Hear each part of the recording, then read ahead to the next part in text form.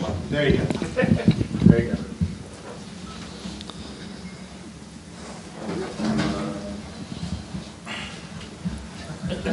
Hey Nick, how do you plan on having better performance this time around than last year, individually speaking? The difference in a year is huge. I have a lot more experience playing games, a lot more practice experience, just overall a lot more knowledge about football. I'm confident in my teammates around me that we're going to go out there and make plays. So I don't really see. Last year was kind of last year. This year is this year. What did they do last year that made things so difficult? They're big, fast, talented up front. They put a lot of pressure on us. Throwing the ball, they were getting back to me pretty quickly. Really good coverage down the field. So trying to run the ball wasn't working too well.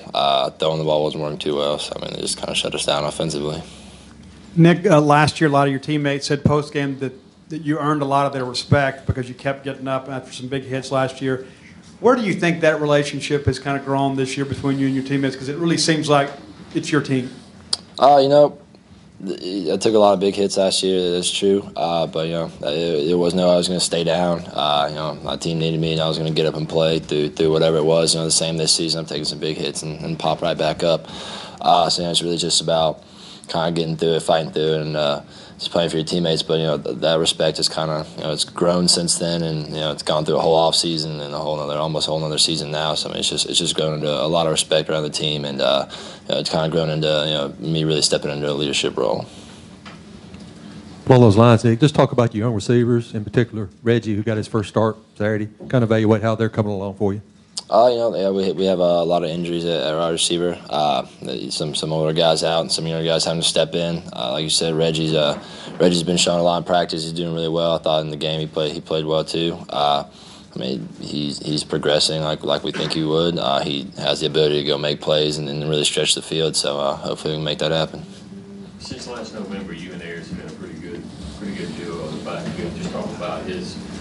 I know you got confidence in him running the ball, but when you're running the ball and you see him blocking for you, lead block, just talk about the job he's done for you. It's huge. It's huge. He's very talented back there, running, blocking, everything about it. He's very smart. He's very good with protections, that kind of thing. And then if he's not getting the ball or anything like that, he's going 100% no matter what, whether he has the ball in his hand or not. And that's huge. That's really selfless of him to be like that. And it's big time for a guy to act that way. Obviously he probably wants the ball as many times as he possibly can, but when he doesn't have it, he's going 100%. He's blocking his heart out. He's doing everything he can to make sure the offense is going to run smoothly.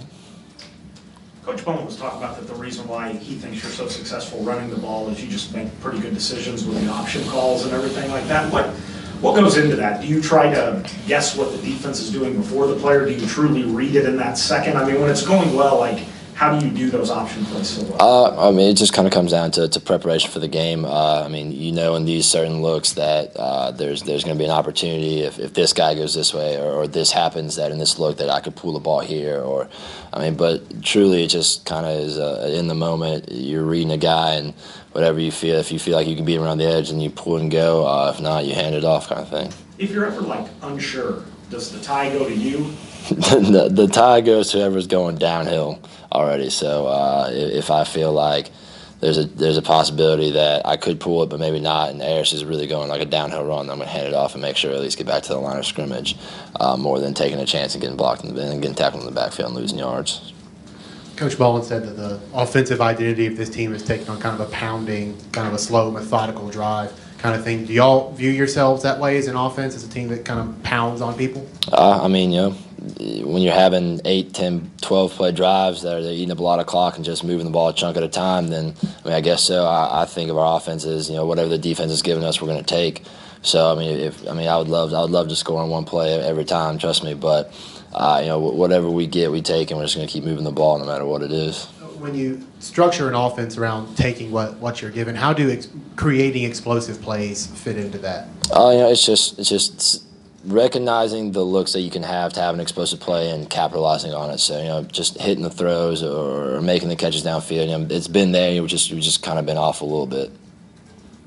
Hey Nick, of course, it's been a little while since you guys have been beating this team. What's been the mood like around the players and the team heading into this game? We're confident. there should never be a time that you think that you're going to line up against anyone and not be able to beat them. So I have full confidence in our team that we can win. Alabama's an extremely good football team. They're top in the country. They have been for a while, and they play very well. It's just something you got to not worry about the name on their chest, but just go out there and play your game. Sort of building on that, when you play against a team like Alabama that's so tough and so good, is the pressure of playing an almost perfect game sort of pressure you into making mistakes when you're in a game like that? No, I mean, it's just taking one play at a time. It doesn't really matter who lines up across from me. At least it shouldn't. You should be worrying about what you have to do and worry about your 11 guys on the field and not theirs. Ohio State.